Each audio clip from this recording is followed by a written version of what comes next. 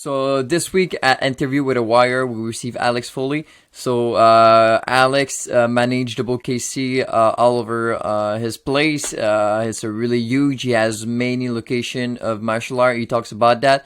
He talk about family currently. So all of his brother except the little one are black belts with degree, and the father too.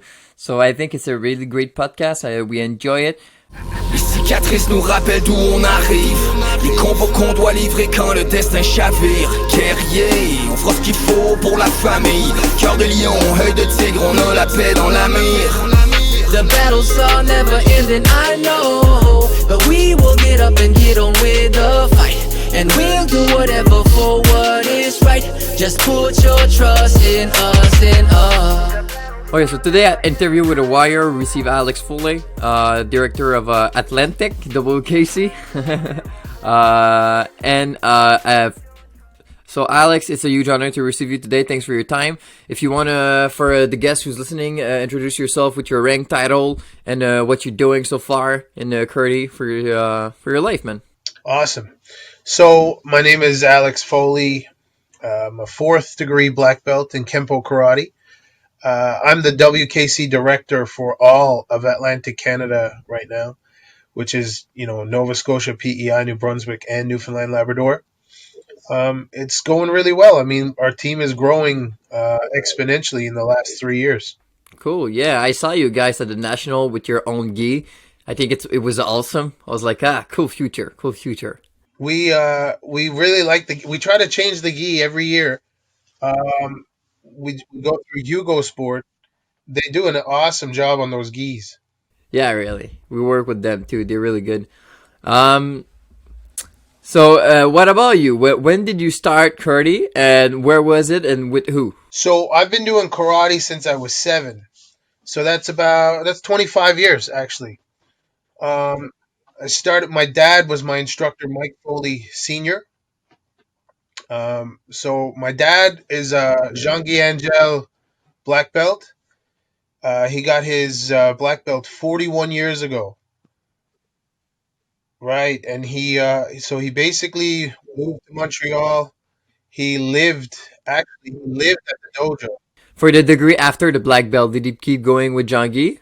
No, so he just actually got his 8th degree. He got presented with his 8th degree black belt through the WKC last year. Mr. Jim Flood came down and presented him. Yeah. And can you, for the purpose of the listeners, can you describe the styles of Jean-Guy Angel Kenpo Karate? Because you are the first practitioner that we receive at the podcast that practice that type of Kenpo. So maybe if you can explain it a little bit, the history or the background, maybe. So yeah, my dad actually started karate. He got his black belt 41 years ago.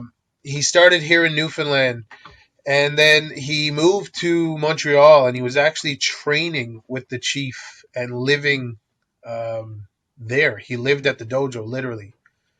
And he basically got his black belt.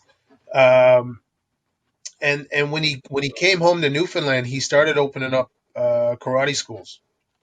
And he was doing very well. He had several schools open. And over the course of time, some politics got in the way, and he kind of broke away from the Jean-Guy Angel style, and he just started doing his own martial arts. And basically, we ended up doing more than karate. We ended up doing the kickboxing. We brought kickboxing to Newfoundland through Waco. We teamed up with Maz, who is the president of Waco. And then we got in contact also with Mr. Jim Flood, and we just basically, everything just went onwards and upwards after we made those connections. And our team is really diverse now. We started Jiu-Jitsu, Gracie Jiu-Jitsu, about 12, 13 years ago. So we do a little bit of everything. Oh, and how did you start Gracie Jiu-Jitsu? Did someone, a black belt, came in Newfoundland and Labrador? Because it is really hard. Like, I tried, but black belt and teachers are rare, Yeah.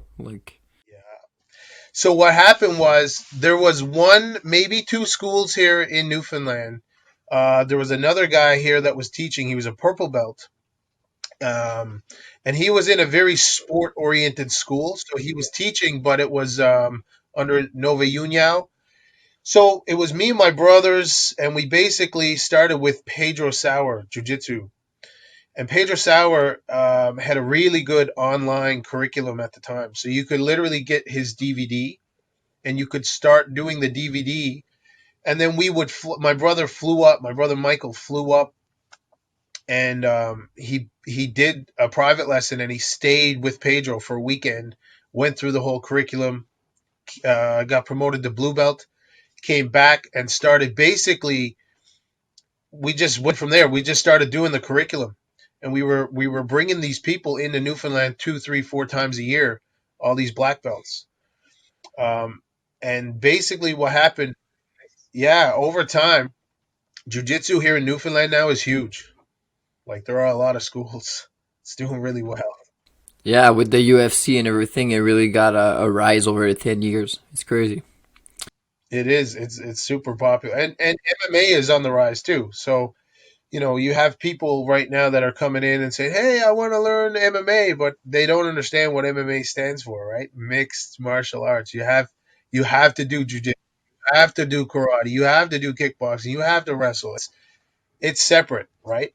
And what is your personal tournament records? I mean, did you do a lot of tournaments yourself, and where did you go with it? So, growing up here in Newfoundland, we didn't have a lot of tournaments, almost like you guys would have in Quebec and Ontario and stuff like that. There was maybe 5, 6 tournaments here a year. And growing up, I would do every single tournament. Obviously, my dad was the instructor, and I would always do well in my division. Usually, I would place first or second place every single time I competed. But we didn't have a lot of international travel at that time. So what happened was my brothers Michael and Jason. So just to give you guys an idea how big it is for my family. My dad, Mike Foley Sr., he's the head instructor. And then there's my brother Michael Foley Jr., right? He is a 6th degree black belt. My brother Jason is a 5th degree black belt. I'm a 4th degree black belt, due also for my 5th this year. And then there's my brother Daniel. So all the families in the martial arts, it's right? crazy. I have one younger brother who doesn't do martial arts at all, but the rest of us all do martial arts. It's crazy. You guys bully him for real? No, he was the baby brother, so he used to get away with everything. Yeah, he's got himself a personal army. There was a couple of times I had to bail him out on some trouble that he stirred up, but that's what older brothers do. You, man, you are the smaller, right? No, I'm the older brother in my family. Okay, so we all the old brother. Oh, yeah. But my little brother is 6'2", and not... I'm 6. So yeah. Yeah, I was gonna say that's not really a little brother. Hey. And since you grow up in a martial art family like yourself, I mean, outside of the family, who was your role model? I mean, in movies or athletes, or I don't know. So growing up, I watched all the movies everybody would watch. Kickboxer with Jean-Claude Van Damme. Bruce Lee movies, Chuck Norris. I was a big Jean-Claude Van Damme fan. And, the full side split, where he does the split on the 2 chairs, right? I don't know what movie that was, but I remember watching him do that, and I go to class the next day, and I'm doing the side split up on the 2 chairs. He actually inspired me to get that full side split down. You have a picture of that? I don't. I wish I did. I don't. I'll have to recreate it. And so after that, you compete a lot. You got the school over your dad and yourself, or your brother. Or how does it work? Because you're the 4th degree, or Who get the school over your dad? Yeah, like the main one. No, so we all have our own individual schools. So my dad, he's getting older now. He's in his 60s. I'm actually, so we all branched off and did our own thing. You ever hear the expression, too many chiefs, not enough Indians? That's kind of the situation, right? So I taught for my brother for a while. I taught for my dad for a while, and then it was like, you know what? I'm gonna open my own schools. So I personally own three schools, AFAMA schools. My brother Michael has his own school. My brother Jason has his own school. My dad has his own school. But my school has grown exponentially. So you started your own brand, your own. Yeah, my own school. So my school is Alex Foley's Academy of Martial Arts. Like I said, I have three locations now. We're doing really well. COVID obviously took us a huge step back. We lost almost 100 students. Actually, we did lose. We lost 100 students due to COVID, and I actually had four schools at that point, and we had to shut down one of those locations. But we don't have a big case of COVID here like the rest of the country. We actually only have like 5 cases, so we're still we're still doing classes. We have everything modified. My numbers are finally starting to go back up. It's going to take a few years, but we'll build back. Are you guys shut down currently right now yourselves? Yeah, currently we are under curfew in Quebec, so all the karate schools are closed, but we are still operating with Zoom. So, but pretty much like yourself, we all lose many students that don't really like virtual classes, which is okay. It's not for everybody, but at least we can keep the more passionate, I'd say, or at least the one that are interested to practice Yeah, at home. and I was teaching via Zoom for a while as well because we were shut down for several months. And I don't know about you guys, but I really had a hard time catching on to it because it's hard to not be able to physically help a kid throw that punch or chamber their hand, or you're trying to explain it as best you can, but when they're not catching on to it, you just want to reach through the screen and fix it, you know?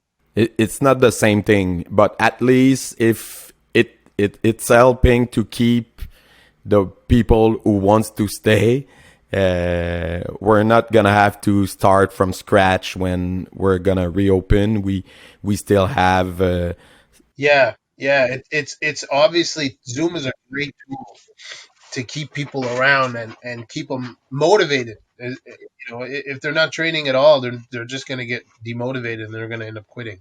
and how is it to grow up out there? I mean, you say there was not many martial arts school and everything.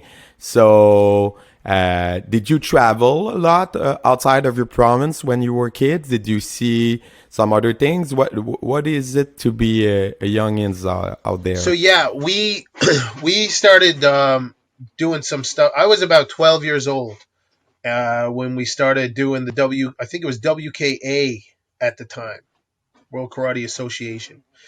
And my dad was actually the president here for Newfoundland.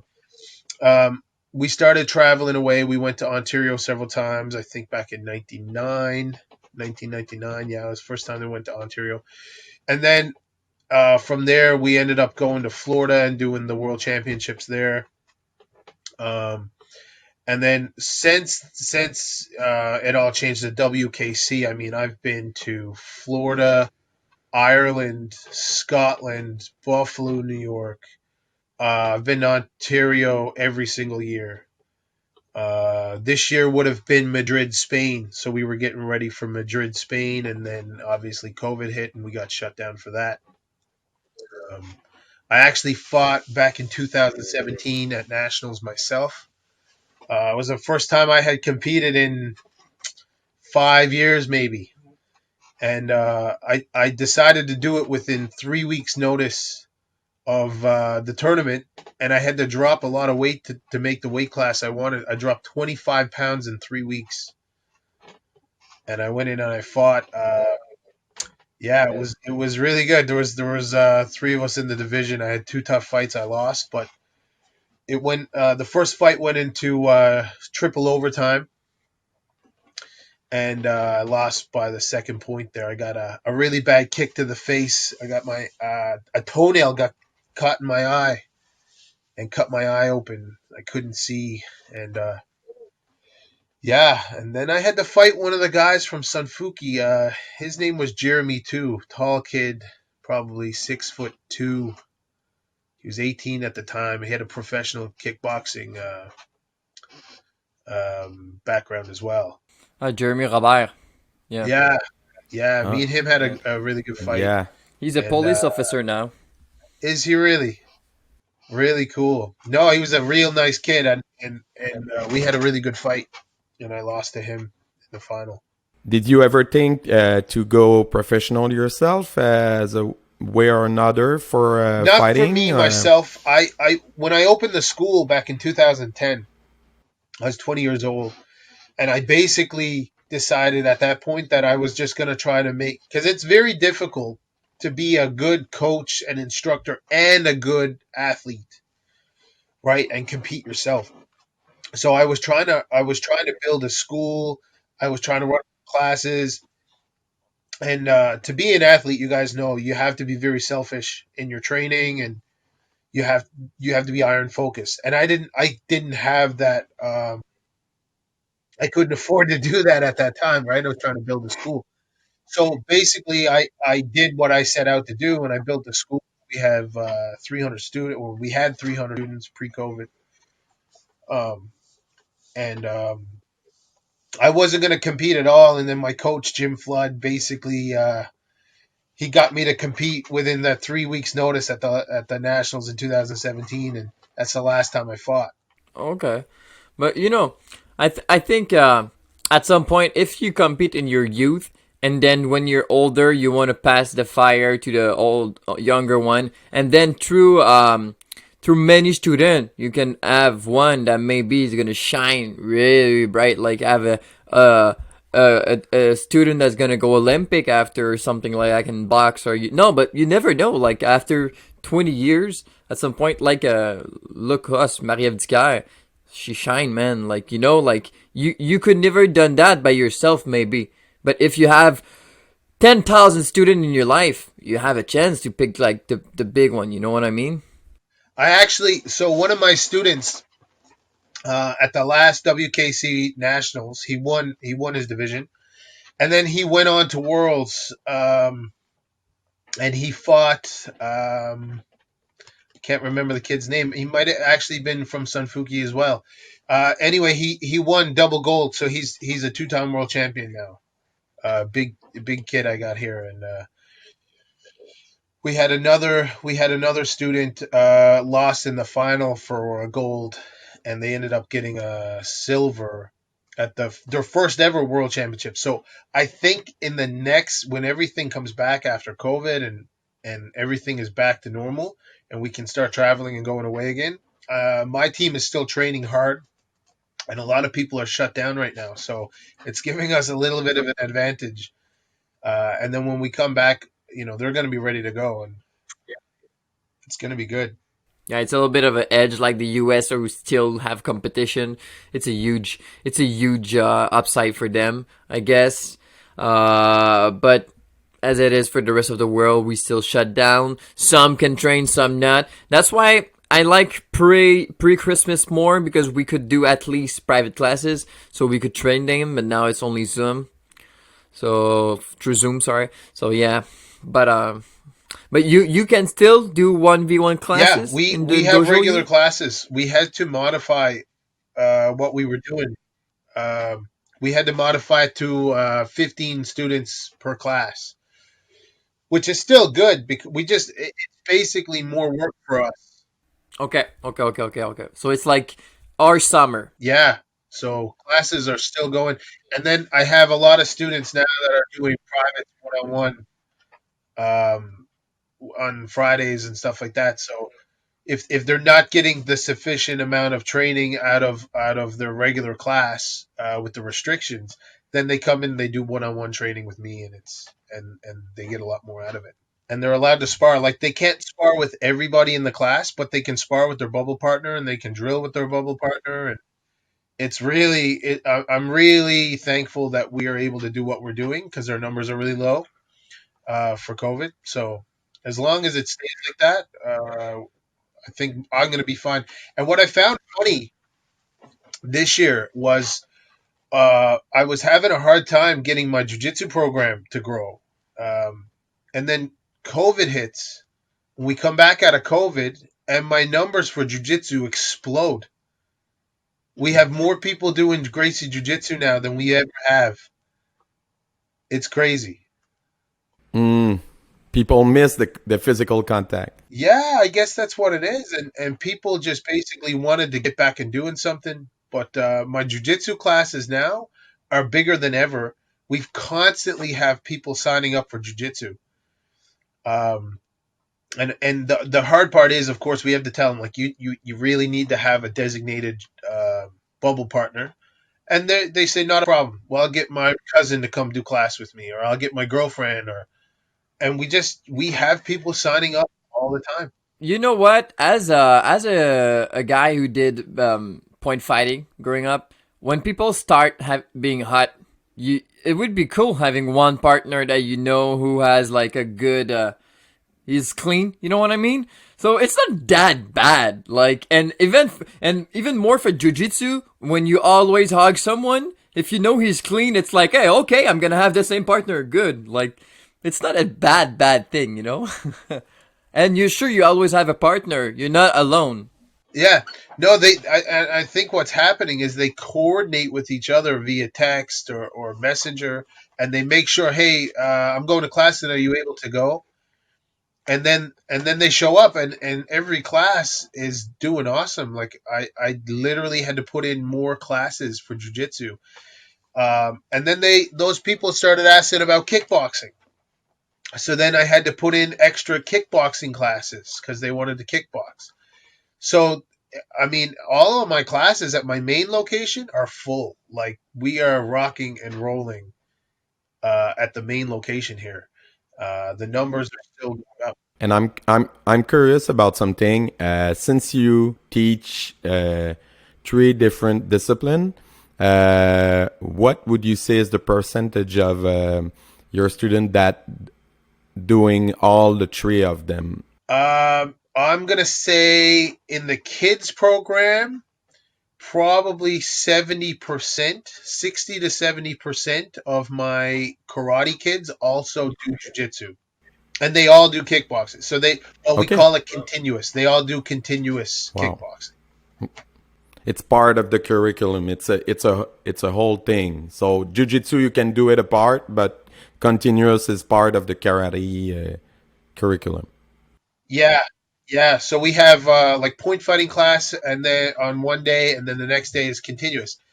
I don't make it mandatory, but they just want to do it. The kids they're all very close, I guess, and they talk.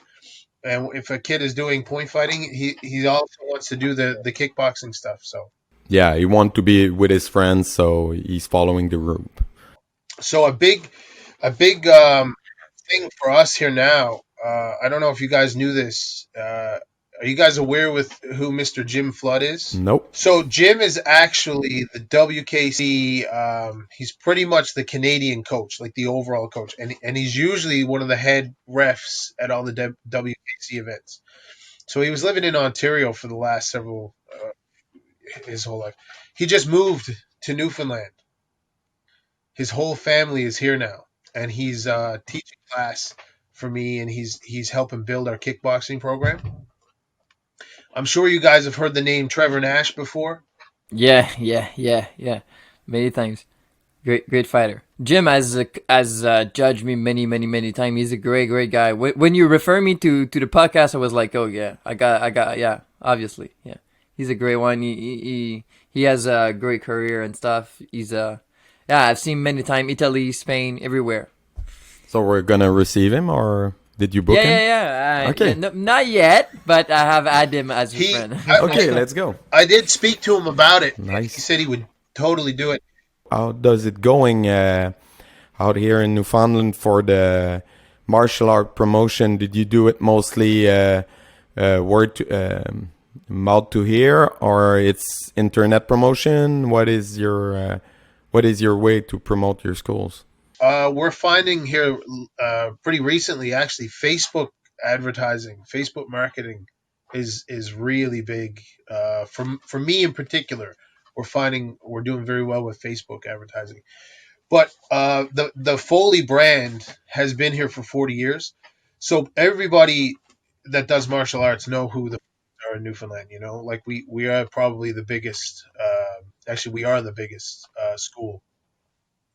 Um, so if you mention Foley's martial arts, anything here, people generally know who we are. And then now what's your next after that, after COVID and everything, sure, what's your what's your next step with that, like would like, for sure it's gonna be like to rebuild and stuff like that, but after that, like, would it be to grow more the competition, or to go more school, or to have student to develop school after you, like what's the plan for 5-10 years maybe? Since I've taken over the WKC Atlantic Canada region, um, we've grown that, and I'm sure you guys have seen it at nationals and stuff like that. We've grown exponentially since we've come on the scene. My main goal is to try to grow that, and we've actually been teamed up with another school here, Rock Athletics, who has a real good program here. Robbie Wiseman is the head instructor there. He's got a really good kickboxing and boxing record, and he's a Jean Angel black belt as well. Super super good fighter, and he's got a really good team. So we've been doing a lot of training with those guys, and we've been going to build a huge team to go to nationals, and that's been doing really well.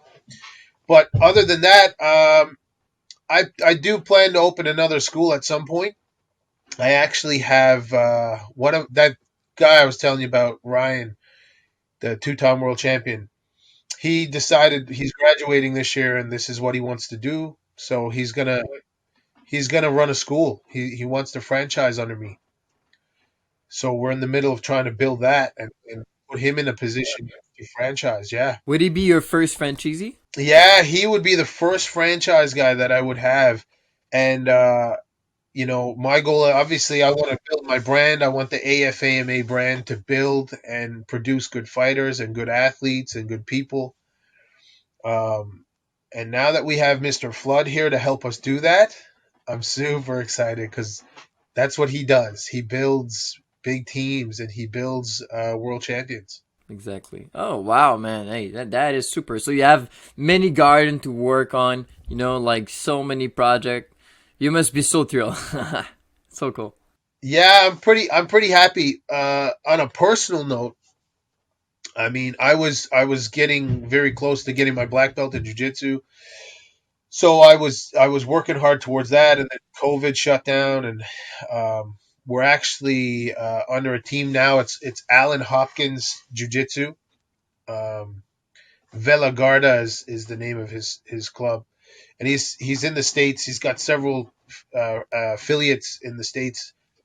Um, I was getting close to getting promoted to black belt or tested for my black belt in jiu-jitsu, and then COVID shut us down. So right now I've been personally focused on jiu-jitsu and trying to get ready so that when COVID opens and we can get people back in Canada and travel, I can get him down and I can do my black belt test in Brazilian jiu-jitsu. And it took you the last 10 years to go from white to black, because in jiu-jitsu we know there's only 5 degrees, so that's why it took you the last 10 years. Yeah, it takes a while to get your black belt. Like in jiu-jitsu, basically you're looking at 10 years to get your jiu-jitsu black belt. So I've personally been doing jiu-jitsu 13 years. And the fact that we didn't have a black belt here and we had to learn via video at the beginning and bringing people in for seminars, that slowed the process, obviously.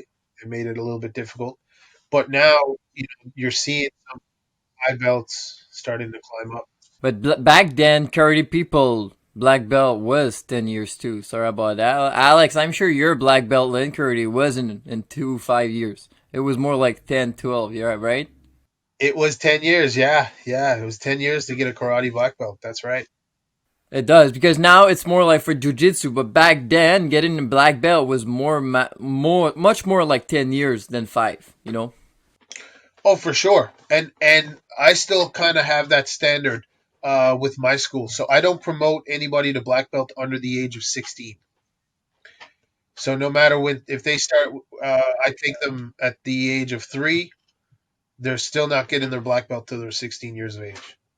Do you give them like a mid black belt or something, or they still brown until they're 16?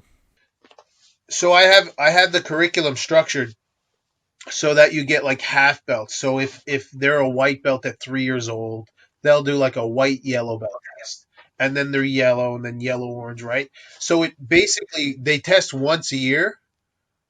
Some kids will do it in 6 months or do 2 tests a year, but it generally takes them up to the 10-year mark, and they'll get their black belt. If they're a brown belt at 13, they gotta wait till they're 16 to do their black belt test. I don't do the junior black belt because what I feel ends up happening. Yeah, what I feel ends up happening is that they get the junior black belt, but they don't. A lot of people don't. When they get that, they don't think of it as a junior black belt. But even if it has like a stripe going through the middle or whatever people do, it's still a black belt. So what happens is you see sometimes a kid will get a junior black belt at 12. They quit martial arts at 12. And then if you ask them later on, oh, no, I was a black belt. Right? So I don't do the junior black belt. We just do the adult belt. Man, I don't know. Me, I had only one junior black belt in my school right now, and I try to make sure to tell her that she's gonna be a fully black belt when she's gonna have a degree. You know what I mean? And yeah, I don't want to make sure, but I think you're right. I think lots of school, if you do that, maybe not everyone try to make sure, and if you have much more over the years, maybe. But yeah, I can see your point going on for real. Yeah. And like sometimes you can hear someone being a senpai or a sensei at 12 or 13 years old. You're like, That's kind of the problem that I find too. Is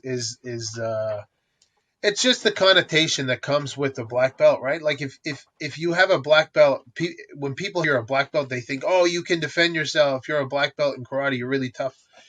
But how many junior black belts maybe got their black belt when they were 10 or 11 years old, and then they quit with the confidence level of I'm a black belt, and then they turn 19, 20, 21 years old, maybe getting their first actual fight. They go to a bar, somebody throw, and they get their butt kicked or something, and then all of that confidence they had that I was a black belt when I was 10, and then it's all gone because they thought they were a black belt, but they got their butt kicked.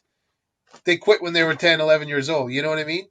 I get what you're saying, but I mean, at that point, I don't think the junior black belt is to blame. The fact that they leave the martial art is to blame, because if you leave, of course, 10 years later, you don't work shit in a real fight, no matter what was your color. You know what I'm saying? Because I think at the no, but when you're not using your skill, you're losing your skill. You know what I mean? Yeah, that's my point. At the end of the day, no matter what color you are, when you leave, if you leave and you never practice again, you're gonna get your ass kicked probably. Even if you did a real black belt until you're 16, and then in your 30s you have a fight and you didn't never practice for 15 years, maybe you're gonna get your ass kicked because you never train. It's something you have to maintain if you want it to be effective in real life. That's what we try. I always try to get my students to understand, martial arts isn't just an activity that you do like dancing or something like that. This is a life skill. This is something you should do, carry on for the rest of your life. All the things that we we try to instill in our students the confidence, the self-discipline, how to take care of your body, how to be mentally tough. Obviously the self-defense goes without saying. But like you said, if you quit at 19, 20 years old, and then you put on some weight, or you don't sharpen the sword and keep it sharp, yeah, it could totally give you problems later on. Hey, thank you, Alex, for coming. For real, it is a great word. It is a great ending. So I really appreciate you coming by. Awesome. I appreciate the opportunity.